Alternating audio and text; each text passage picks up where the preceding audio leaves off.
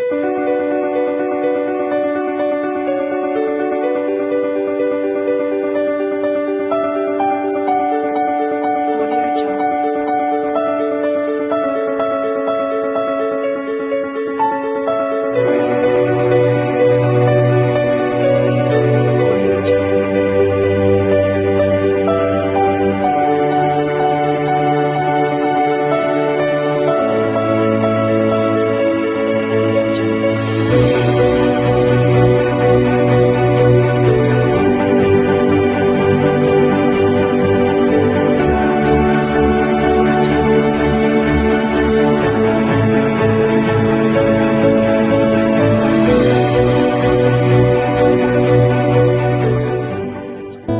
everyone, welcome to Where East Meets West, the special collaboration between America Meditating Radio and Epilogue.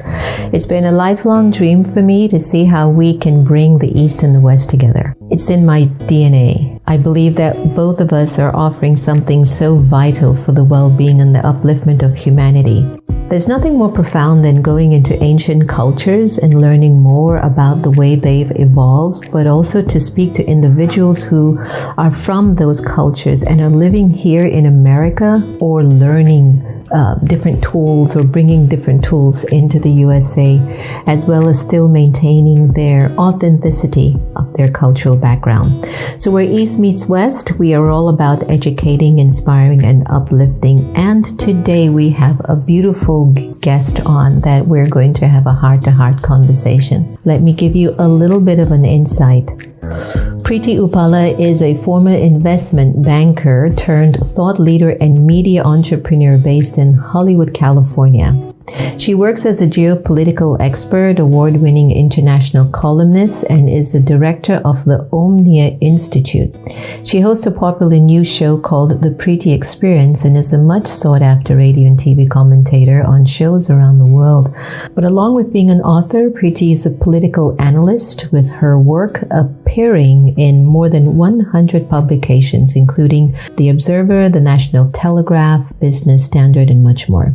She has spoken at various think tanks and has been a keynote speaker at many global summits. Preity has received the Young Leader of the Decade Award at the Women's Economic Forum, as well as Icon of the Year at the Promising Indians Foundation.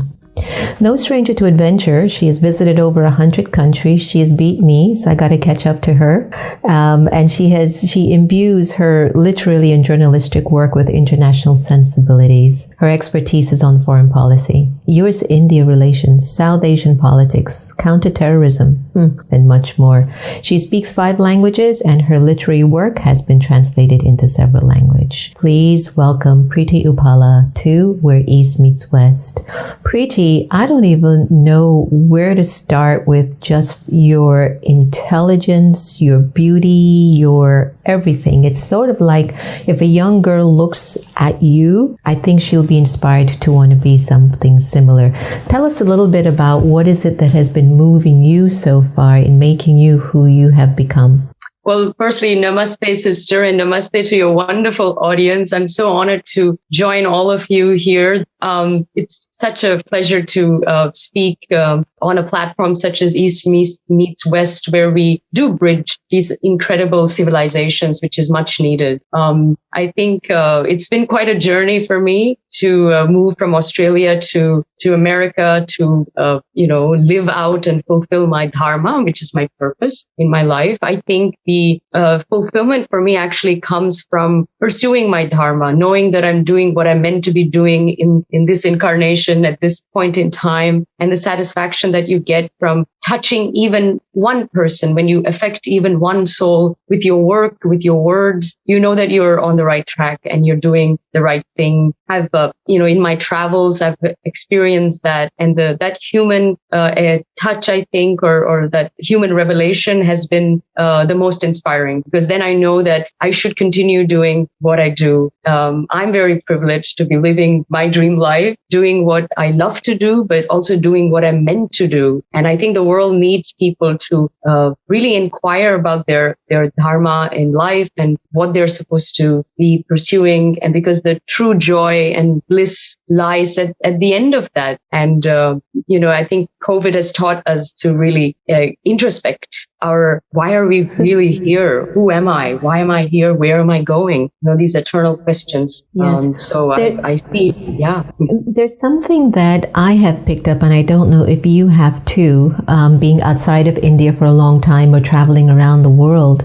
Something that Indians tend to just have kind of ingrained in them, this whole philosophy of karma, or your dharma, as you said, that I think that this is my incarnation. Like I said earlier, my incarnation is to bring folks from diverse background together, right? And I really feel that that's my call, and I'm not trying to be anything other than that. There's just something so precious, Preity, about a person just feeling like this seems to be my karma, this seems to be my dharma. When did you kind of sense that your karma and your dharma was to be this woman who has no limits? That's beautifully put, and I agree with you. I think being Indian, of course, sometimes we forget our own people and sort of qualities that they possess. But when you travel around the world, you realize that there is this beautiful surrender, beautiful acceptance in India. It's inherent almost in every Indian to just pause, look back, and accept things for the way they are. They will always strive to do the best that they can. But I think in the West, what may be missing is they fight life. They're fighting everything. You should always, perform your karma, which literally means action. But I think you also need to accept, have a beautiful surrender to the divine flow of things and trust the universe that it's taking you there. And also, I think in India, we have this concept of Maya. This is all an illusion. We are in the matrix of life, right? It's a movie. So don't get attached to it so much because it ain't real on some level. And I think that is ingrained in all Indians. It just is, whether it's parents, upbringing, school, whether you pursue spirituality. Certainly Indian spirituality will teach you that, but it gets ingrained in your DNA, and you have a sense of detachment, I think, to the world and to life itself that you don't find so much in the West. And I think with the West, they're so attached, and that's where the struggle really comes. For me, I think in my very early 20s, when I was working as a high-flying investment banker in Sydney, Australia, and traveling the world, I was so dissatisfied. And even though I was seemingly living the dream life, I knew that it wasn't giving me any joy, any happiness, any contentment. So the dissatisfaction ultimately led me to meditation, introspection, pranayama, yoga, all that wonderful stuff. And then the answers started coming. So the process was very quick for me and happened very early in my life. I'm very blessed to come to this point. I think some people will live to 50 and 60 and then search. For me, it happened way too early because I think I was supposed to learn it, get the message, and then start sort of sharing it in my own way, because there were others that needed to also hear about this and be affected as well. And perhaps for that reason, it all just sort of happened. And before I knew it, I was like, no, this is not why I was born, and there's something more to life than this. And the meditations very quickly gave up the answers. The insights came, and I think I was very brave to follow them. And in my early 20s, that was a big risk to leave everything behind, leave my family behind, and move to the other side of the world by myself, to a place I'd never been, just because I knew that my destiny was there and it wasn't in Australia. So but you get rewarded, I think, when you take big risks like that. I get that. Let's pause here because I'd love for the listeners to get an idea of the journey. And I get that. I could do a whole bunch of stuff with you as you were speaking, because I was remembering a luncheon I was with Condoleezza Rice. She was the Secretary of State in the United States, and we were sitting together. And I had asked her, if you ever been to India and what did you think about it? And she kind of looked at me kind of perplexed. And I just looked at her knowing that she was trying to find the most diplomatic way of responding to what she thought that India was. And I said, it's organized chaos, isn't it? She says, that is absolutely appropriate. And I thought that as you were saying that, in one way, as Indians, we believe that there's Maya, this is all an illusion, we don't need to be attached. In another way, our culture is so attached to each other that it does create complexity. And so for you to pick up yourself in Australia and leave your family and go to unknown charted areas. What was happening in you? Could you give us a little bit of an insight as to what Preity was feeling in those days? Oh, wow. That's such a deep question. Certainly, it was my first experience of a spiritual awakening of my first one, I think. And again, very, very young. I just knew that, I think that was the first time when I started listening to, or first time I heard my inner voice, which was very different from my ego. So deep in my deepest of meditations, the voice spoke for the first time that I can remember. And it was a very different voice to my mind and my ego. And the voice was just soft and delicate and said, there's more to this. And then there were some messages there, you're loved and you need to ask yourself what you want to do. And, sort of my soul speaking to me in a way. And I was it's interesting today when I have an intuition or an inkling, I follow it absolutely because I know that source is leading me there. But back then when I was very new, even to the spiritual development, even for myself, for me to take this big plunge was, I think, very brave. So some of it was, I'm just a very courageous person. I've always been. And I took a chance, I think. And I'm probably looking for an adventure, I think. And I found one for sure in Los Angeles. But I must say my parents, I have to thank them. I have to give it to them. Firstly, they were very extremely loving, unconditionally supportive. They wanted me to be happy no matter what. And if that meant going to America to pursue a career in the arts, they were behind me. They never pressured me. They were there the whole way through and they let me fly away. I think that's true love. That's true unconditional love. And I felt that. And they would rather that I go out there and do what I need to do. They will suffer because I will leave home. But I think they just wanted me to be happy. So my happiness was more precious than their own, parental feeling of taking care of their child and knowing she's okay or getting their way or whatnot. So that's, I have to give it to them. And today they're so proud. So it all paid off. And again, that's like the deep bond between Indian parents and their children. I've been raised here in the US. It's different here. We're like, go out, fly, do what you want to do, kind of like on your own at 18. And I'm still 50 odd, almost approaching 60, and my mother is still living with me.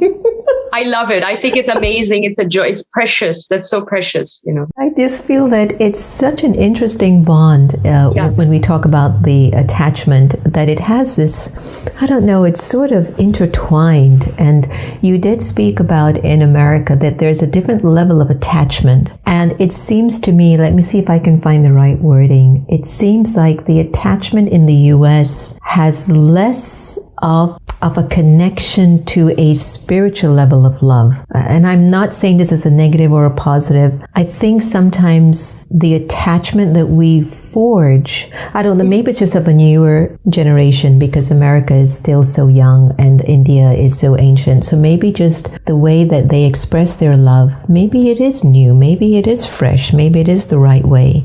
But I've remembered being around so many of my Indian family members, and they're just a different functioning tool when I'm with my American friends and family members. And so I don't know if there's a right or a wrong. I just know that it's different. And I think both lend some sort of a supporting tool to us understanding life more. That's true. Ultimately, I feel very lucky because I think I got the best of both worlds. I got this extremely loving, unconditionally supportive Indian parents who cared so much for me. And yet they were open enough. They were, they were very sort of spiritual people. However, they were open-minded enough and almost bold enough to let me go out there in the world by myself. And that was a big jump for them, I'm sure. And I come from a pretty traditional family, so there wouldn't be too many people doing that, but they did it anyway. And I just think that that's remarkable, because if that hadn't been the case, then I'm sure I would have landed up in Los Angeles anyway, because I was a rebel back then.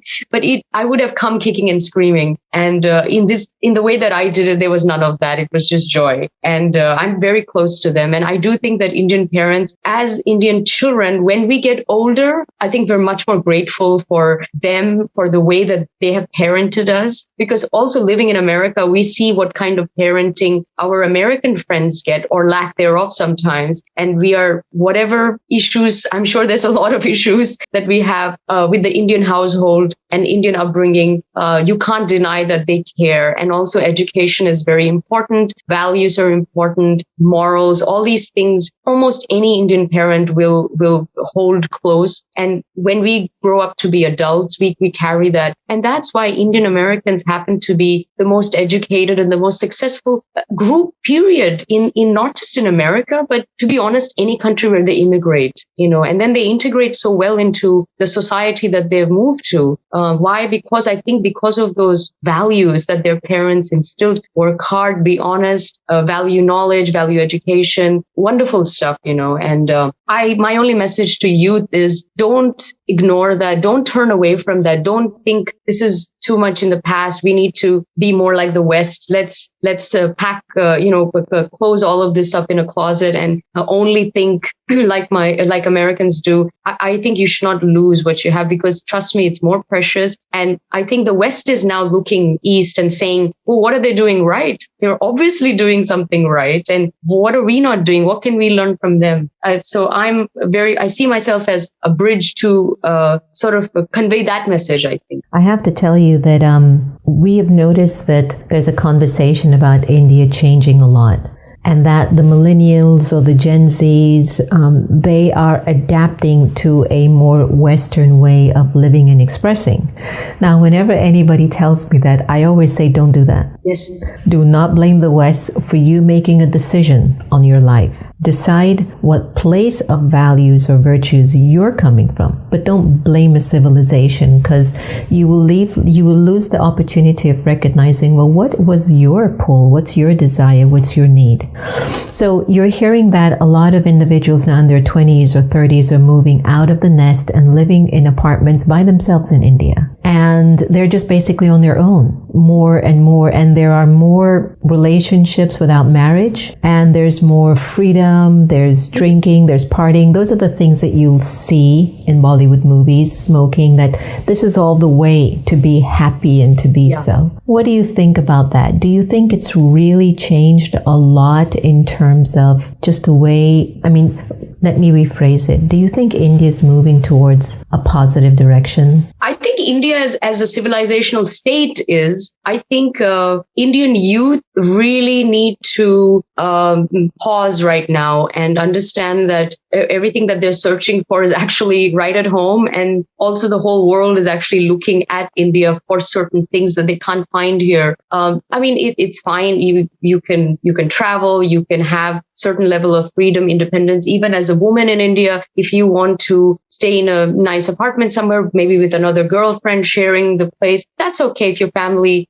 is okay with it. But don't lose the connection with your parents. Don't not visit them all the time. Have them in your life. If you want to sort of have your cake and eat it too, it's possible. But I think you must understand what the cake is and what is the more precious thing. The freedom is just equality. You can feel free in any situation. But I think your relationship with your parents, your siblings, your guru, your spiritual traditions. So that's another area too. They are thinking that all these ancient traditions and rituals and, the guru-student relationship, all of that going to, whether you want to go to a temple or meditation center, they're thinking this is all archaic and that there's no place for that in today's world. And I'm here to say that that's actually the most important place that you need to be, especially post-COVID, especially 2021, especially America post. Look at the political situation here. It's completely chaotic. People are very divided. They're lost. They're angry. They're hurt. They're upset. And the only place is within. And this is the time to actually go back to your traditions, because your tradition, your civilization has all the tools for you and for the rest of the world, to be honest. And you need to find those simple tools and start adopting them. And the answers will come, the peace will come. So you can do both. You can be social, have fun. Of course, everybody wants to live a nice, luxurious life, but combine it with this, because then you'll have the best of both worlds and you will have a fuller life. And people will see it when they meet you. They'll see a vibrant, happy person who knows who they are, who knows what their priorities are, has their feet on the ground, very level-headed, and someone who knows what's important, what's real, what's not. That's more important, I think. I agree. Beautifully said. One of the things I wanted to talk about with you is, here you are, obviously quite educated and intelligent, and something within you is sort of moving towards, the arts, has moved towards the arts, wants to be in beauty, in modeling, in acting. How do you shift that? What was it? And I'm asking you this very, very intentionally, because since COVID, I'm feeling like I want to sing and I want to dance, and I have like 2 left feet. I can't sing to save my life. But it's like, what's happening in you? Because there are a lot of young women who might not feel like they want to go that academic way anymore, and they want to get into the arts. What was happening in you that shifted that took you into where you are? That's great. For me, I've loved being a student. My school days were very happy days. My university days, I still say, were probably some of the best years in my life. My parents actually loved that. That's why they always let me do my own thing, because they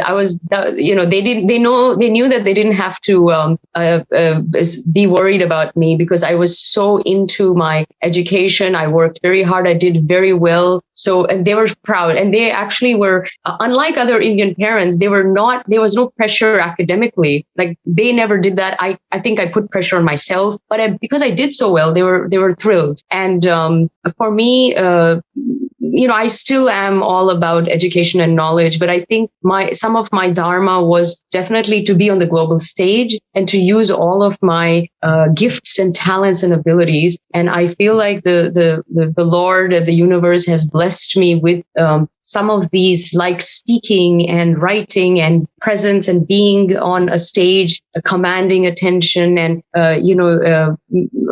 the form that I am in.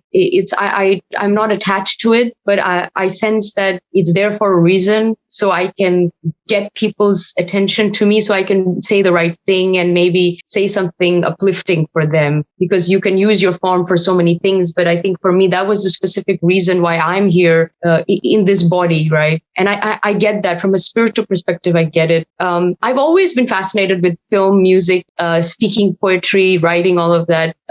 It's just not something that I nurtured when I was younger. It's only when I was done with my education, when I started working in the corporate world, I think the dissatisfaction in me asked me to go within and ask myself, well, what do I like? What did I like when I was young? I think the question that a lot of life coaches will say, when you were 5 years old, what did you dream of becoming? And in my case, probably I would say I wanted to be on a stage in front of people doing some skit or speaking, or there was a camera or something like that, which tells me that I obviously want to interact with an audience. I want to use my body. I want to use my voice, not sit in an office somewhere in Australia for some company, and my life will at the end of it, So I think all of those things made me realize that I have to pursue it. I didn't want any regrets in life. I knew that you get one shot at this and I don't want to reincarnate again just so I can perform this role that I'm performing this time. I think, again, the spiritual way of looking at it. And I said, no, I know it's scary, but I must do this. I will never have peace until I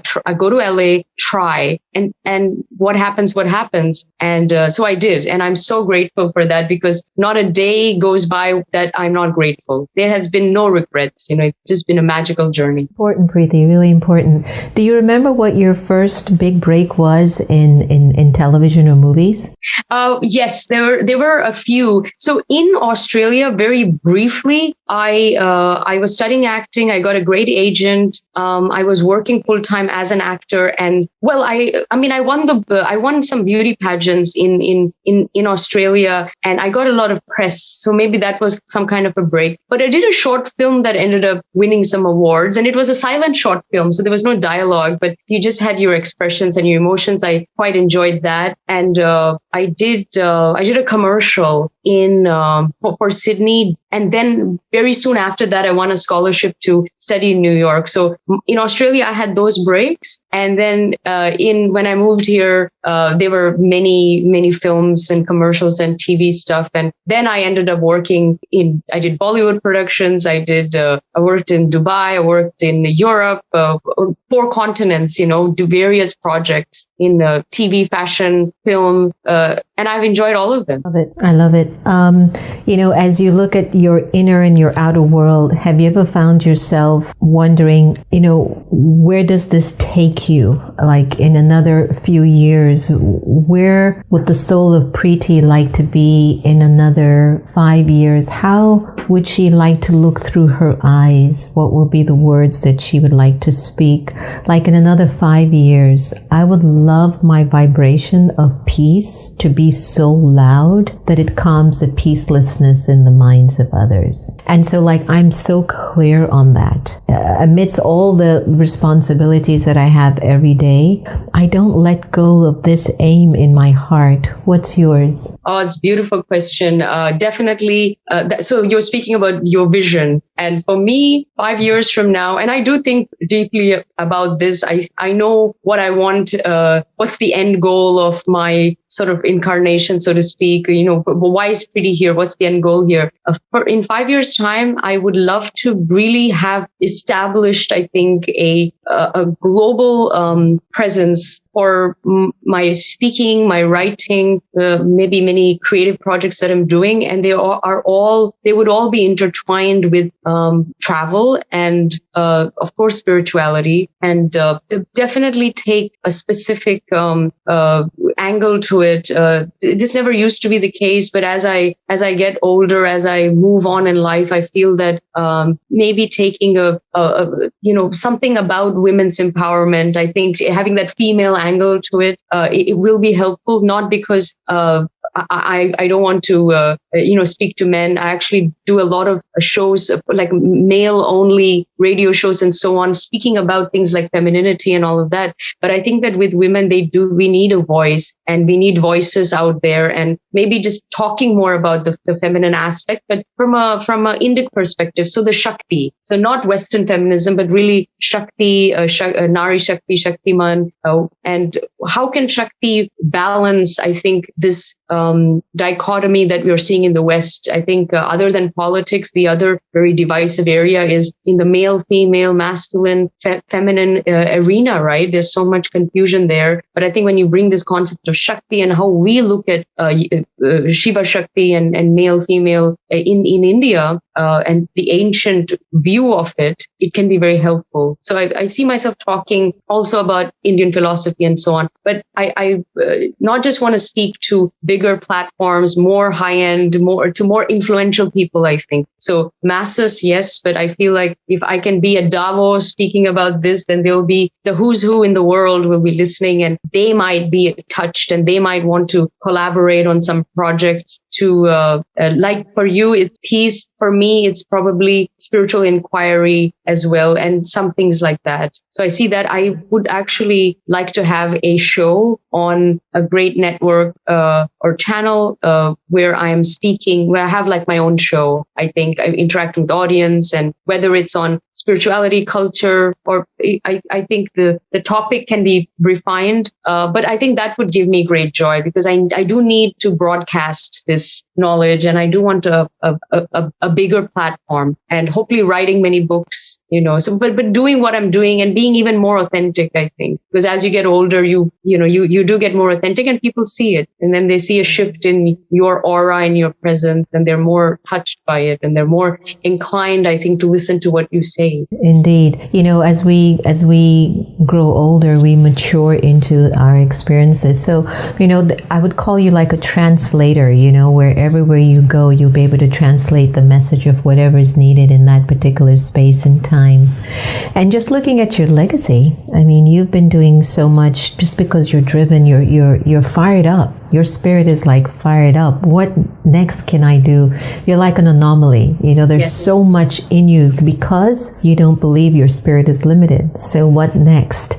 And of course, when the world embraces you, that's just an extension of the way that you've embraced yourself too. That you're holding yourself in that sacred sense of honoring. And so if the world recognizes it, it's wonderful. If half of the world recognizes it, it's wonderful. If your next door neighbor recognizes it, it's wonderful. But we have to recognize our wonder and our beauty first. So I'm going to take you through a little bit of a spiritual rapid fire and let me see what comes out of your beautiful mind. You ready? Yes. All right. Counting down. Would you prefer to be at an ocean shore or in a park? Ocean shore. Me too. Are you more into God or a religion? God. Do you believe more in the money or the passion of fulfilling what you love to do the most? Definitely passion. Yeah, I thought you'd say that. And when you look at the sun and the moon, which one appeals to you more? The sun. What do you prefer, tea or coffee? Tea. A book or a movie? Book. For me, it's a movie. That's perfect. So as you continue to navigate your journey, please tell us from a very simple, deep, heartfelt knowing of yourself, who's Preity Upala? Preity Upala is a spiritual being here, incarnated at this earth, at this time, in this form, here to be all that she came here to be, and that is to engage with you, to interact with you, to share with you, to learn from you, to maybe offer some lessons, and to completely integrate into the matrix of life and be love and light. She's coming from a place of love and here to receive love. So please be kind to her, and she will be kind to you. And let's all hope for a more peaceful, beautiful, joyful world. Absolutely perfect.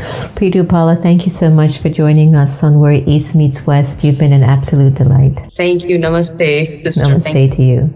Everyone, our time with Preity Upala, and definitely please Google her and look up all the good things that she's doing globally, especially from America to the rest of the world. I took a lot from her authentic, open sharing, and I hope you did too. Leave us a message on Epilogue or America Meditating Radio. Let us know what inspired you, and thank you so much for joining us. Have a great one.